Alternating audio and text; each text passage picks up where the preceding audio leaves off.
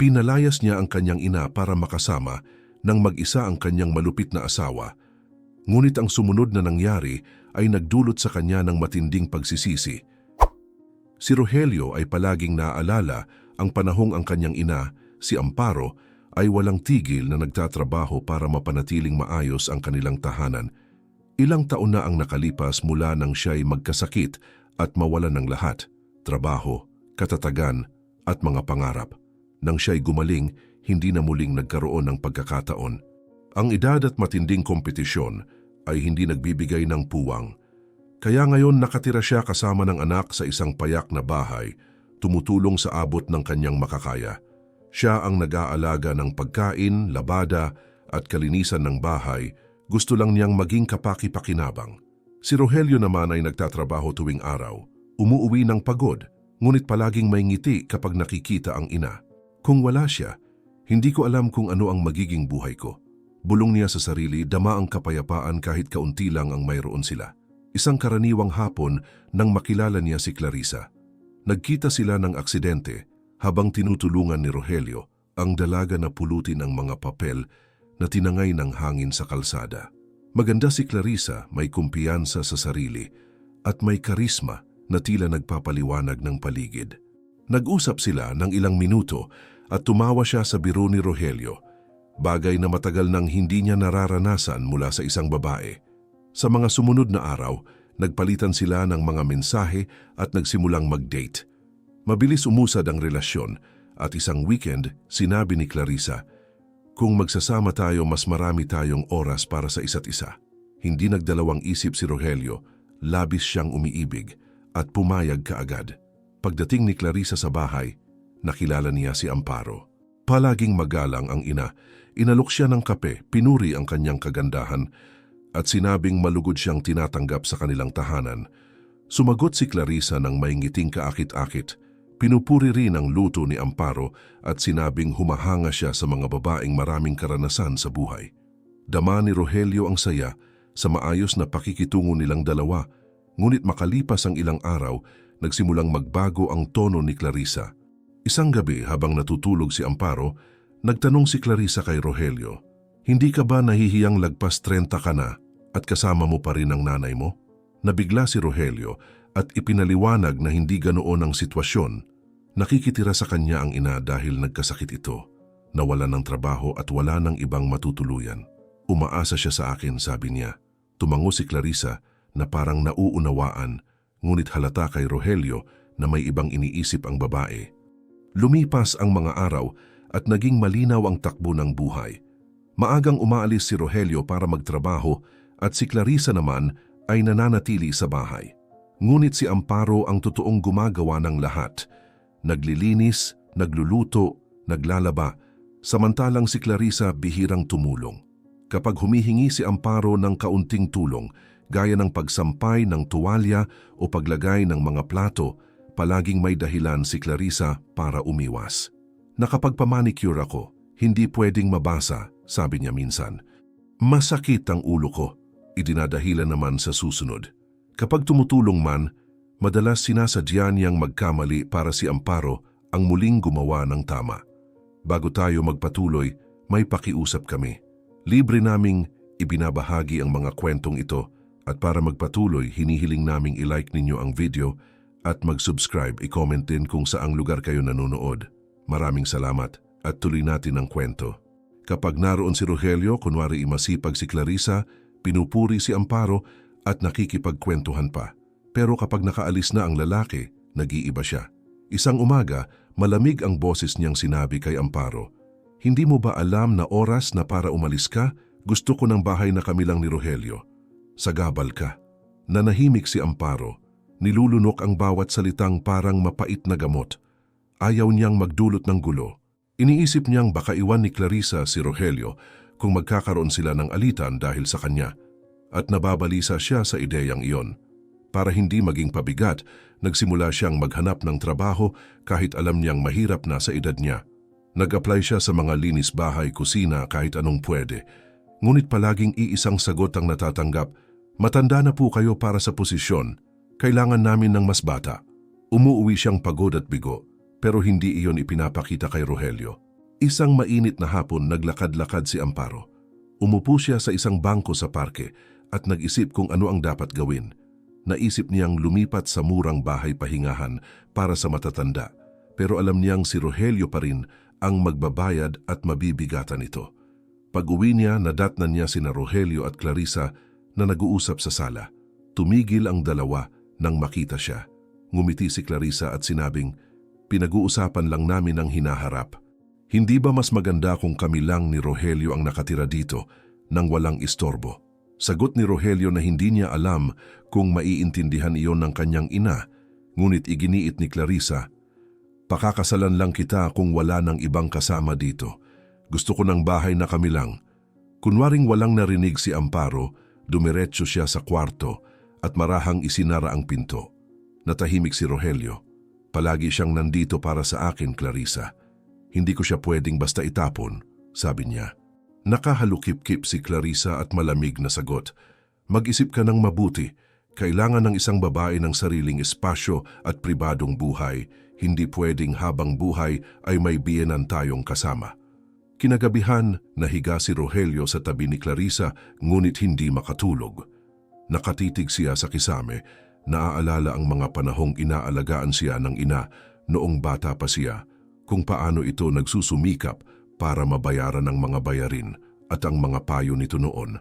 Iniisip niya rin ang kinabukasan, ang ideya ng pag-aasawa kay Clarissa at ang buhay nilang dalawa. Lumingon siya at nakita ang kasintahang mahimbing ang tulog samantalang siya'y binabagabag ng tanong na paulit-ulit sa kanyang isipan.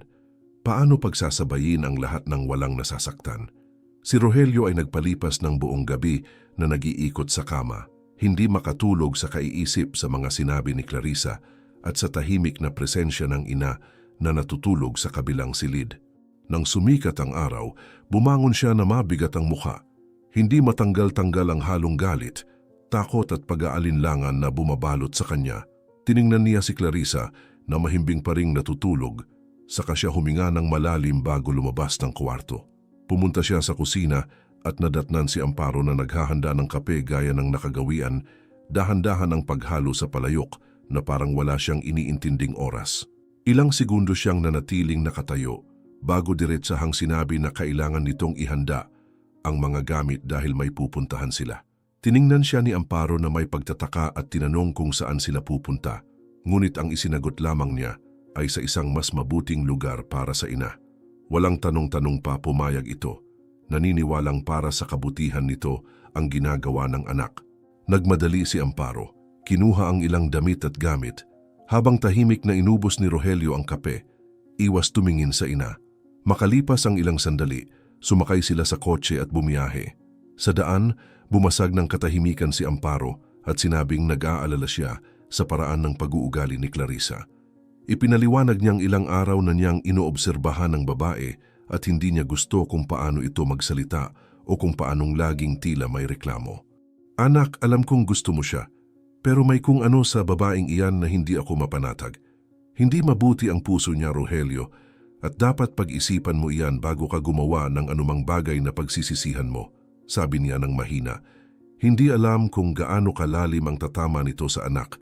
Mas madiin ang pagkakahawak ni Rogelio sa manibela at nagpatuloy sa pagmamaneho. Ramdam ang pag-init ng dugo. Umiikot sa isip niya ang mga salita ng ina na parang akusasyon. Hindi siya sumagot, nanatili lang ang mga mata sa kalsada. Sinusubukang huwag pansinin ang inis na bumabalot sa kanya. Ilang araw nang nagrereklamo si Clarissa tungkol sa presensya ni Amparo sa bahay. At ngayon pati ang ina niya, tila sinisira ang relasyon nila. Kahit walang saysay, iyon ang ideyang kumakapit sa isip niya sa bawat kilometrong binabaybay. Hanggang sa pagdaan nila sa isang tulay, nakita ni Rogelio ang mga barong-barong, mga nag-aapoy na bonfire at mga pulubi na nagkalat sa lugar. Bigla siyang nakaisip, halos padalos-dalos. Bigla niyang ipinarada ang kotse at bumaba. Nagulat si Amparo at nagtanong kung ano ang ginagawa nila roon. Binuksan niya ang pinto sa tabi ng ina at malamig na sinabi na doon na ito mananatili. Hindi makapaniwala si Amparo at pinakiusapan siyang ulitin yon, iniisip na baka mali lang ang dinig niya. Huminga ng malalim si Rogelio at malamig na sinabi na ayaw na niyang makibahagi ng bahay sa ina, na gusto niyang sila na lang ni Clarissa at panahon na para matutong mamuhay itong mag-isa. Gulat na gulat si Amparo at tinanong kung nababaliw na ba siya, sinabing wala iyong saysay, ngunit ayaw na ni Rogelio makinig. Ibinalibag niya ang maliit na maleta ng ina sa lupa at inulit na doon na ito titira. Wala akong matutuluyan, nanginginig ang boses na sabi ng ina. Ngunit ang sagot ng anak ay hindi na iyon problema niya. Bumalik siya sa kotse, hindi lumilingon, pinaandar ang makina at umalis, iniwan ng ina na nakatayo, nag-iisa, sinusubukang unawain kung paano nangyari ang lahat ng ganun kabilis. Lumapit ang ilang pulubi at inalok siya ng tulong. May isang nag-abot ng lumang kumot, isa pa nagdala ng tinapay na nakuha niya kanina. Umupo sila sa tabi niya at ipinaliwanag na mahirap ang buhay doon. Laging gutom at giniginaw, pero nagtutulungan silang lahat. Nagpasalamat si Amparo, nanginginig pa rin, pinipigil ang luha para hindi umiyak sa harap ng mga estranghero. Samantala, pag-uwi ni Rogelio, mabigat ang mukha ngunit sinalubong siya ni Clarissa na may ngiting panalo. Mabilis siyang niyakap at tinanong kung sila na lang ba sa bahay. Sinabi ni Rogelio na oo, pilit inaalis sa isip ang imahe ng inang nakaupo sa bangketa, balot ng sirang kumot. Natuwa si Clarissa na parang may naipanalo siya.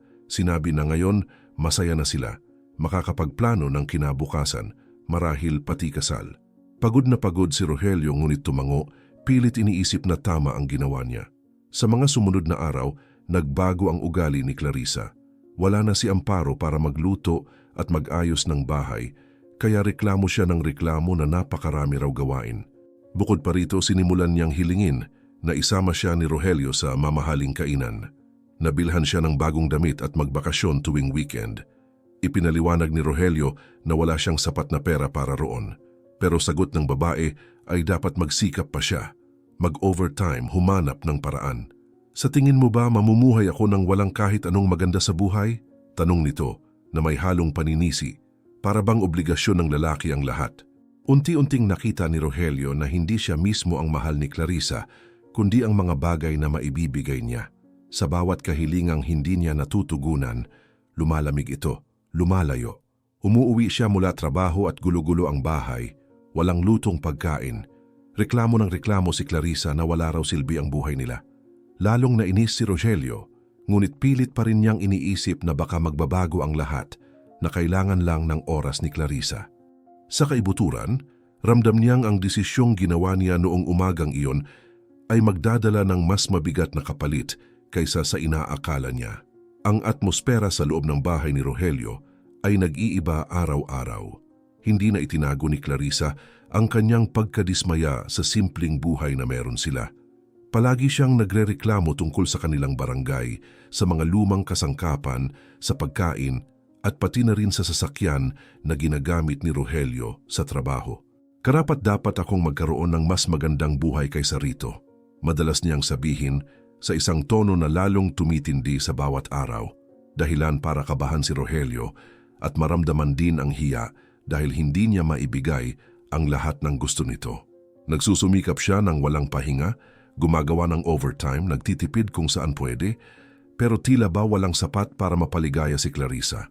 Isang gabi matapos na naman ang isa pang pagtatalo tungkol sa kanilang kinabukasan, sinubukan ni Rogelio na pagaanin ang sitwasyon sa pamamagitan ng pagsasabi na kahit wala silang luho, may naipon naman siya.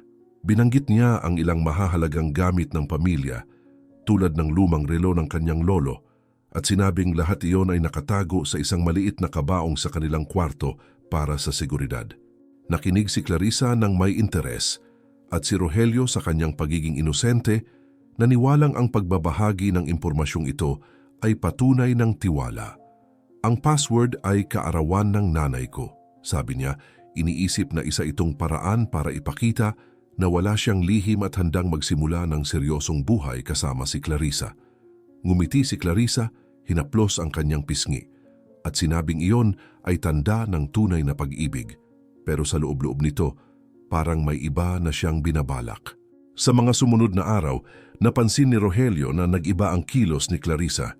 Mas madalas itong nakatutok sa cellphone, Umaalis para mamili nang hindi nagpapaliwanag kung saan pupunta at kapag nasa bahay, parang laging malayo ang isip.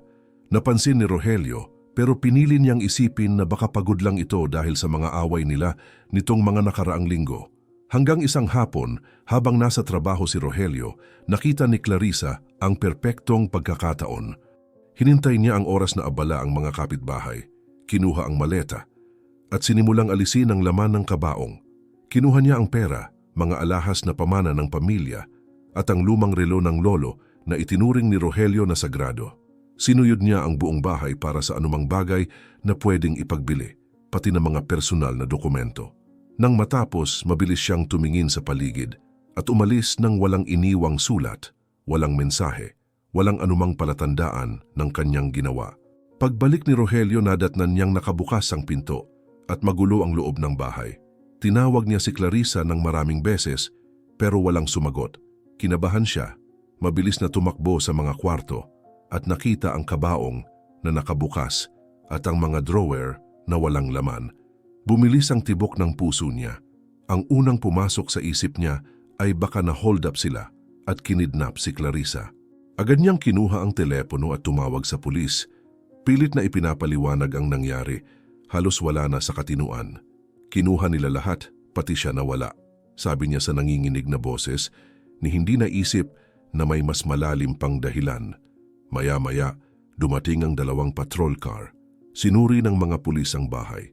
Tiningnan ang kabaong at nagtanong kung may CCTV sa lugar. May isa sa mga kapitbahay na nagsabi na may kamera na nakatutok sa pintuan ng bahay at inimbitahan si Rogelio na tingnan ang recording. Pawisan ang kanyang mga kamay, malakas ang kabog ng dibdib habang pinapanood niya kasama ng mga pulis ang video, umaasang makikita ang isang magnanakaw na may takip sa mukha. Pero ang bumungad sa kanya ay parang suntok sa sikmura. Si Clarissa mismo ang nasa video. Bitbit ang mga maleta, papasok at palabas ng bahay ng kalmado, walang pagmamadali, halatang planado ang lahat. Tumingin ang isa sa mga pulis kay Rogelio at diretsahang sinabi, "Ginoo, walang naganap na pagnanakaw, tumakas siya kasama ang mga gamit ninyo, kita sa video na walang puwersahang pumasok." Hindi makapagsalita si Rogelio, nakatitig lang sa screen na parang hindi makapaniwala. Nanghina ang tuhod niya at napasandal sa pader. Hindi ito totoo, siguradong may paliwanag ito. Bulong niya, desperadong humahanap ng dahilan para hindi maniwala. Pero diretsahan ang sagot ng mga pulis. Hindi siya dinukot. Umalis siya sa sariling kagustuhan at dinala lahat ng kaya niyang dalhin. Umupo si Rogelio sa sofa, tinakpan ang mukha ng mga kamay, ramdam ang bigat ng pagtataksil. Bawat segundo, parang lalo pang bumibigat ang realidad. Iniwan niya ang kanyang ina, ang tanging taong laging nasa tabi niya. Para sa isang babaeng walang gusto kundi ang kanyang pera. Naalala niya ang sinabi ni Amparo noon sa loob ng kotse na walang mabuting puso si Clarissa. Noon, ikinagalit niya iyon. Ngayon, alam niyang iyon ang purong katotohanan. Tinanong siya ng mga pulis kung gusto niyang magsampa ng reklamo at sumagot siya ng oo, pero mahina, walang kumpiyansa, parang naga-automatic lang. Ni hindi niya alam kung paano magsisimula. Ipinaliwanag ng isa na baka mahirap mabawi ang mga gamit, lalo na't pera at madaling maibenta ang mga bagay na iyon, pero sisimulan pa rin nila ang investigasyon. Tumangulang si Rogelio, tila ubos na ang lakas. Pag-alis ng mga pulis, bumalot ang katahimikan sa bahay. Tiningnan ni Rogelio ang paligid at napansin kung gaano ito kapuno ng kawalan, hindi lang ng gamit, kundi pati ng saysay. Umupo siya sa sahig, iniisip kung gaano siya naging bulag. Pinalitan niya ang pagmamahal at katapatan ng kanyang ina para sa isang babaeng niloko siya mula simula hanggang dulo. At ngayon, wala na siyang natira. Wala si Clarissa, wala ang pera, wala ang tiwala sa sarili. Parang gumuho ang buong buhay niya sa isang iglap. Gabing iyon hindi siya nakatulog. Nagpalakad-lakad lang siya sa bahay, tinitingnan ang mga hubad na dingding, ramdam ang hapdi ng pagtataksil na parang sugat na ayaw magsara. At sa unang pagkakataon, napagtanto niyang siya ay tuluyang nag-iisa. Si Rogelio ay buong araw na hindi mapakali. Sinubukan niyang magtrabaho, ngunit hindi siya makapag-focus. Nakatingin siya sa screen ng computer, ngunit wala siyang nakikita. Mabigat ang kanyang ulo at parang nahihilo ang sikmura. Paulit-ulit na bumabalik sa isip niya ang lahat ng ginawa ni Clarissa, parang pelikulang walang katapusan. Nang magsimulang dumilim, kinuha niya ang kotse at nagmaneho ng walang direksyon. Basta takbo lang habang lalong nagugulo ang isip.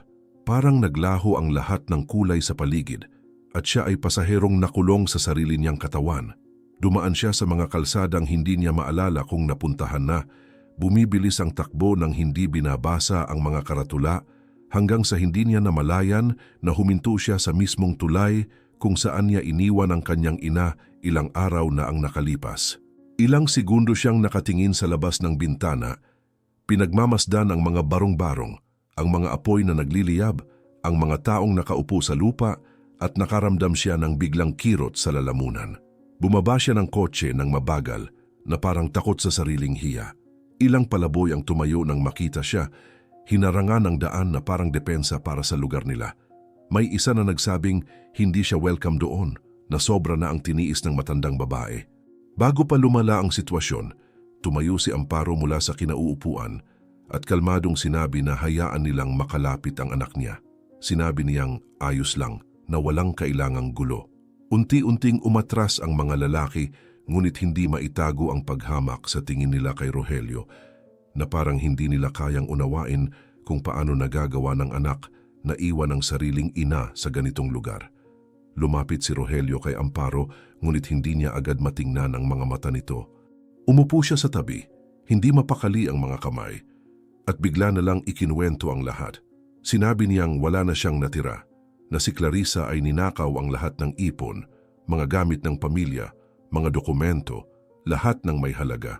Ipinaliwanag niyang tumawag siya ng pulis na sa mga kamera nakita ang totoo at na ang babaeng pinangarap niyang pakasalan ay niloko siya mula umpisa hanggang dulo. Sinabi niyang hindi niya alam kung saan na ito ngayon at na isa siyang tanga sa hindi pakikinig sa ina. Nang una pa lang siyang binalaan tungkol sa tunay na ugali ng babaeng iyon. Binalaan mo na ako pero hindi ako naniwala, aniya, pausang boses. At ngayon wala na ako, inay, pati ikaw na wala sa akin. Tahimik na nakinig si Amparo, hindi siya pinutol. Nang matapos siya, huminga ng malalim ang ina at sinabi na sa kabila ng lahat, hindi siya nagutom o ginawin dahil nagtutulungan ang mga tao roon. Ikinuwento niyang may isang negosyanteng si Ernesto na laging dumadaan para magdala ng pagkain, kumot, damit, at kung ano pa para makaraos ang lahat. Sinabi niyang mahirap ang buhay doon, pero may malasakit na hindi niya nakikita sa maraming taong may bahay, trabaho at pera. Kaunti lang ang mayroon sila, pero marunong silang magbahagi, sabi niya nakatingin sa anak. Habang may mga taong sobra-sobra ang yaman, pero hindi makapagbigay kahit isang pinggan ng pagkain o kahit konting kabutihan. Nakinig si Rogelio at nakaramdam ng kirot sa dibdib. Sinabi niyang hindi siya karapat-dapat sa kapatawaran, na bulag at walang utang na loob siya, at kung pwede lang, babawiin niya ang lahat para hindi na sana nangyari iyon. Ipinangako niyang gusto niyang ibalik ang lahat, naaalagaan niya ang ina gaya ng dapat ginawa niya mula sa simula, at hindi siya titigil hanggang bumalik ang lahat sa dati. Umiling si Amparo at sinabing hindi siya babalik sa bahay ng anak. Sinabi niyang kailangan niyang matuto sa sariling pagkakamali at ganoon din si Rogelio. Maiintindihan mo lang ang ginawa mo kapag naranasan mo ang pagkawala ng buo, mariin niyang sabi. Dahil hindi ako babalik sa bahay na iyon na parang walang nangyari. Hindi ganun ang buhay, Rogelio. Aalis ako rito dala ang dignidad ko. Hindi dahil sa awa o huling pagsisisi, makukuha ko muli ang nawala sa akin. Nagsimulang umiyak si Rogelio, muling nagmamakaawa na pag-isipan niya, sinasabing hindi na pareho ang bahay nang wala siya, na lahat ay hungkag. Sumagot si Amparo na hindi palaging ibinabalik ng buhay ang mga bagay sa oras na gusto natin at minsan kailangan munang mawalan para matutong pahalagahan.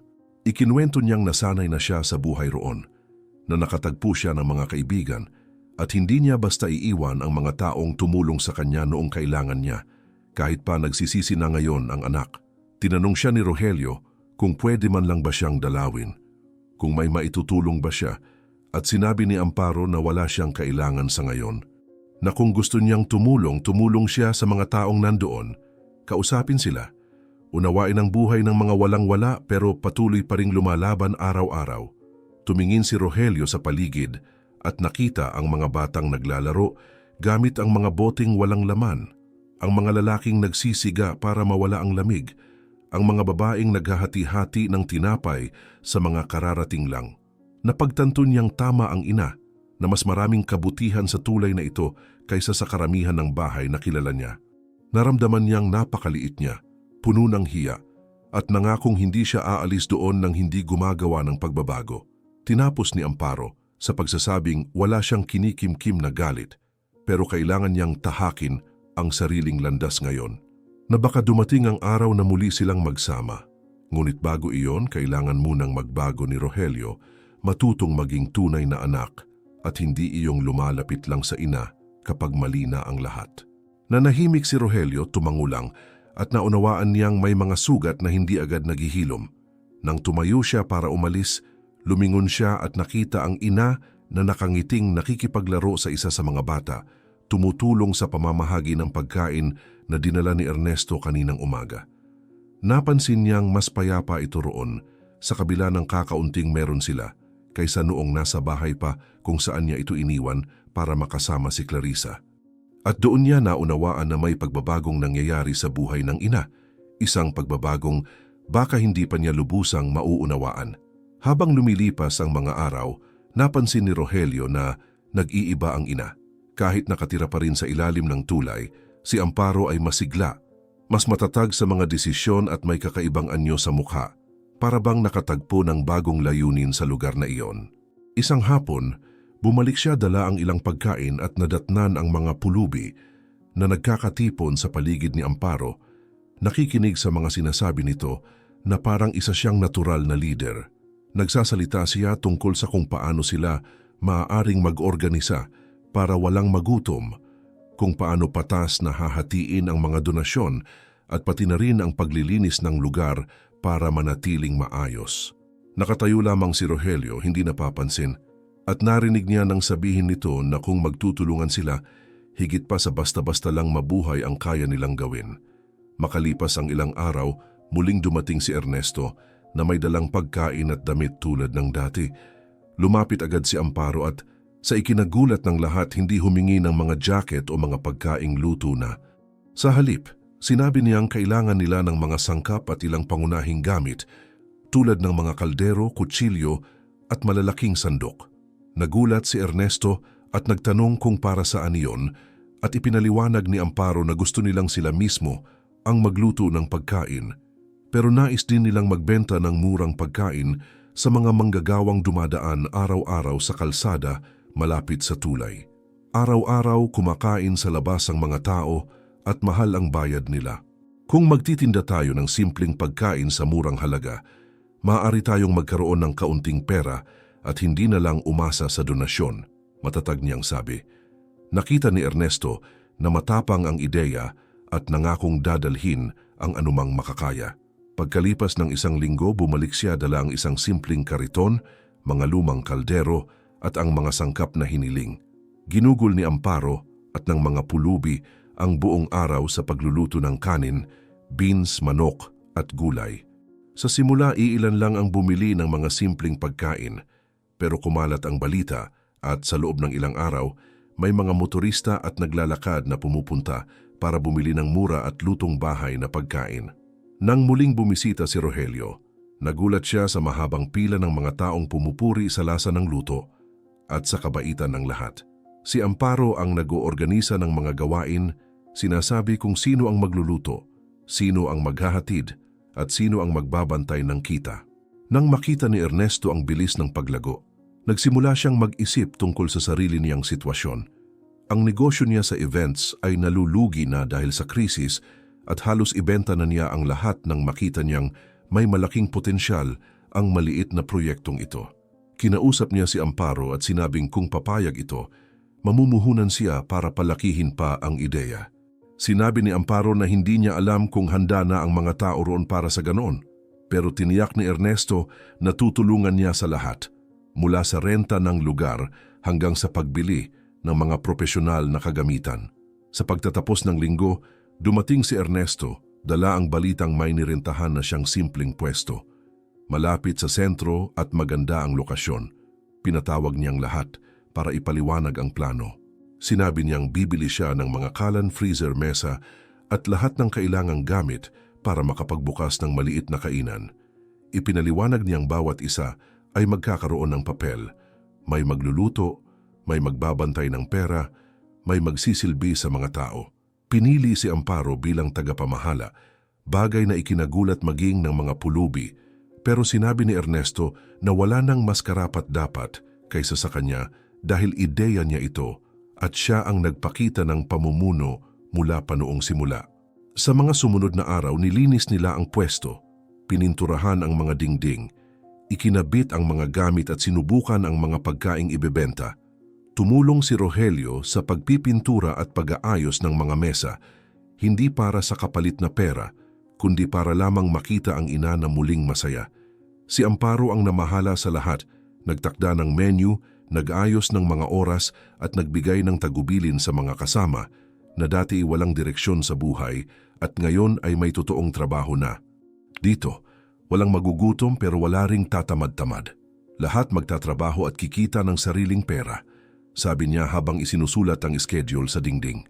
Nang sa wakas ay magbukas ang kainan, noong unay mukha lang itong isa pang ordinaryong lugar na nagtitinda ng murang pagkain. Pero sa loob lamang ng ilang linggo dumagsa ang mga parokyano, mga manggagawa, estudyante at pati mga driver ng app-based na sakayan ay tumitigil doon araw-araw. Pinag-uusapan ng mga tao ang mainit na pagtanggap, mababang presyo at masarap na pagkain. Ang mga dating pulubi, ngayon ay may malinis at simpleng uniforme, ay nagsisilbi na may ngiti at bumabati sa mga parokyano na parang mga bisita sa kanilang sariling tahanan. Hindi makapaniwala si Ernesto sa bilis ng pag-unlad. May kita na agad ang negosyo sa unang buwan at nagsimula na siyang magbanggit ng posibilidad ng pagbubukas ng pangalawang pwesto sa hinaharap. Si Amparo, kahit masaya sa resulta, ay nananatiling maingat at pinaalalahanan ang lahat na mahalaga ang disiplina. Kapag pinabayaan natin ang kaguluhan, mabilis ding mawawala ang lahat ng ito. Kailangan nating ipakita na kaya nating patakbuhin ito ng maayos, sabi niya sa mga pulong tuwing katapusan ng linggo. Habang sinusuri ang mga talaan at nakikinig sa mga mungkahi, palaging bumibisita si Rogelio kapag may oras, umaorder ng simpleng pagkain at pinagmamasdan ng ina. May halong pride at hiya ang nararamdaman niya dahil minsan ay nagduda siya sa kakayahan nito. Si Amparo ay masigla, tila mas bata, paikot-ikot, kausap ang mga customer, nag-aasikaso ng stock at nagtuturo sa mga bagong tauhan. Hindi lang ito basta negosyo, patunay ito na muling bumangon ang lahat ng may dignidad, hindi na umaasa sa awa ng iba. Sa loob lamang ng maikling panahon, nagsimula ng pag-usapan ng mga tagabayan ang kwento ng dating mga pulubi na nakapagbukas ng sariling restauran at ngayoy binabago ang kanilang mga buhay. Dumating ang mga lokal na mamamahayag para kapanayamin sina Ernesto at Amparo. Gustong malaman kung paano nagsimula ang lahat. Ikinuwento ni Amparo ng simple, walang halong eksaherasyon. Sinasabing kapag nabibigyan ng tunay na pagkakataon ng isang tao, madalas ay kailangan lang nila ng isang taong maniniwala sa kanila. At ngayon, sa araw-araw na punong-puno ang restauran at may grupong nagtatrabaho ng buong dangal, malinaw na ang tulay na dating simbolo ng pag-abandona at pagdurusa ay naging panimula ng isa sa mga pinakamalaking pagbabago sa lungsod. Lumipas ang ilang linggo mula noong huling beses na tumulong si Rogelio sa pagpipinta ng mga pader at pag-aayos ng mga mesa sa restauran. Patuloy ang kanyang buhay sa kawalan. Wala si Clarissa, wala ang ina sa bahay, at ang araw-araw ay tila walang kulay. Isang hapon ng Sabado, nakaramdam siya ng pagnanais na makita muli si Amparo. Nagpasya siyang pumunta sa tulay para makipag-usap, kumuha ng balita, marahil ay yayain itong kumain at magpalipas ng oras na magkasama. Ngunit pagdating niya, nagulat siya na walang tao roon.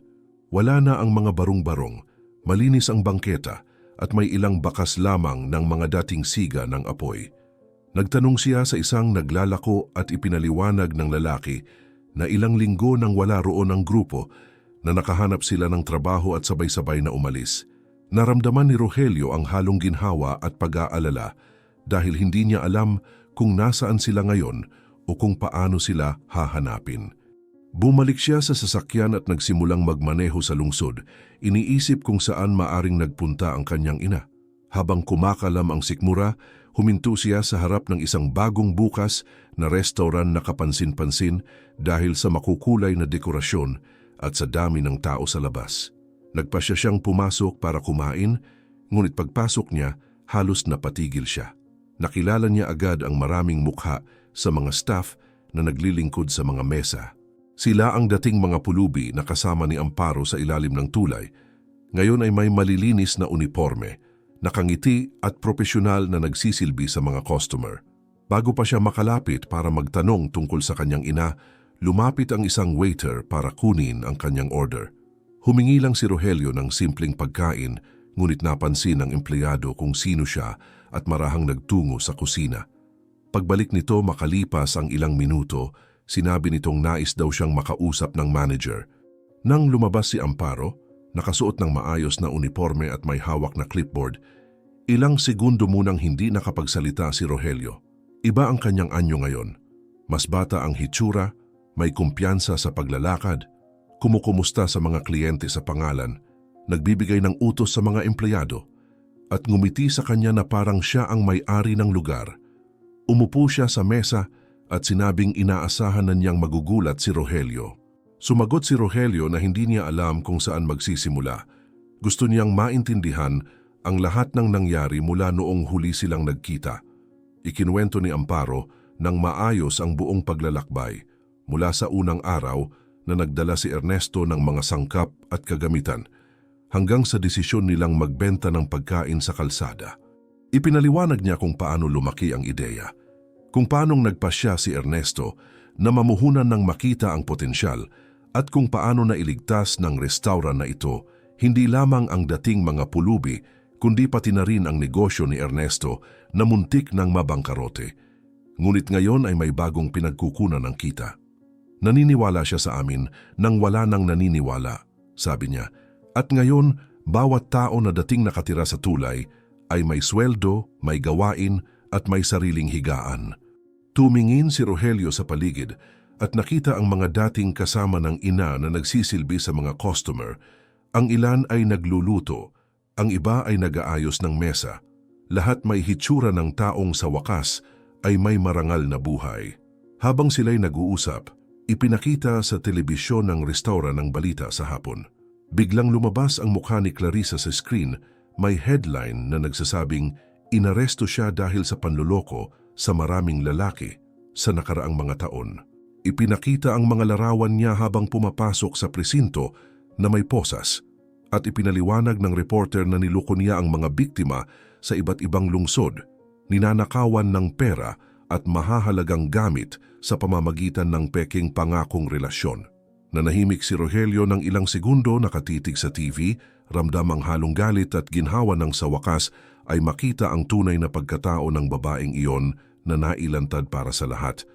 Humarap siya sa ina at sinabing nahihiya siya sa lahat ng ginawa niya, na hindi lamang niya ito iniwan, kundi naniwala pa siya sa isang taong walang halaga.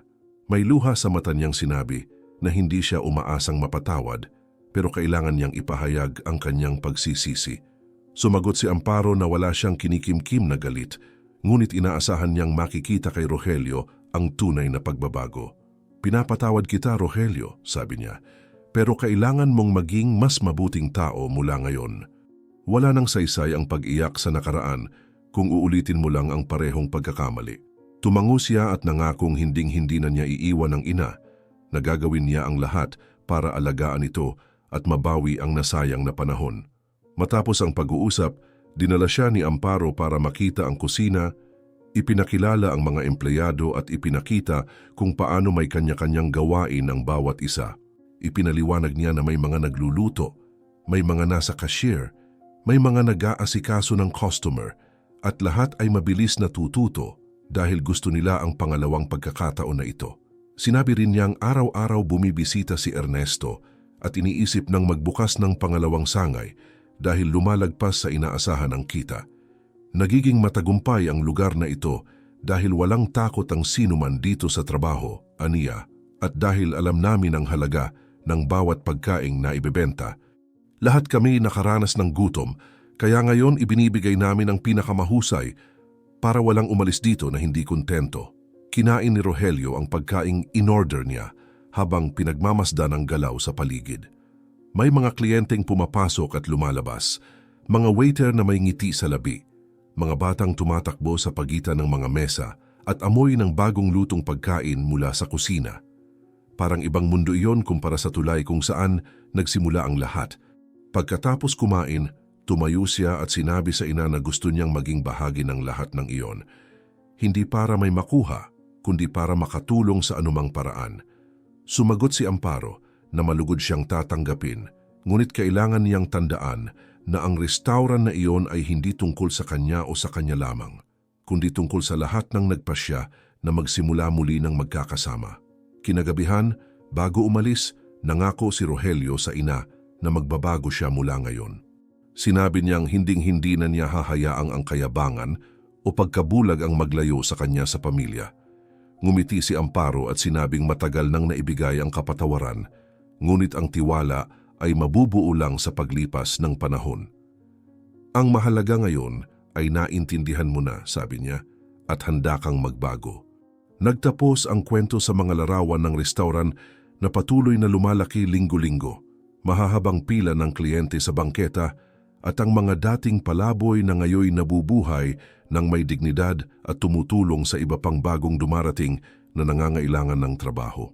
Nakikita si Amparo na nakangiti pinangungunahan ng grupo ng may tapang at malasakit, habang si Rogelio naman ay tumutulong sa paglilinis at pag-aasikaso. Tinutupad ang pangako na maging isang anak na palaging naroon. At higit sa lahat, mag-ina ay tuluyang nagkasundo, hindi lamang sa pamamagitan ng mga salita, kundi sa mga kilos na nagpapatunay na ang mga pagkakamali ng nakaraan ay napalitan ng isang hinaharap na muling itinayo gamit ang tapang, pagtutulungan at tunay na kapatawaran. Maraming salamat sa panonood hanggang sa dulo. May isa pa kaming espesyal na kwento para sa iyo na lumalabas na ngayon mismo sa iyong screen.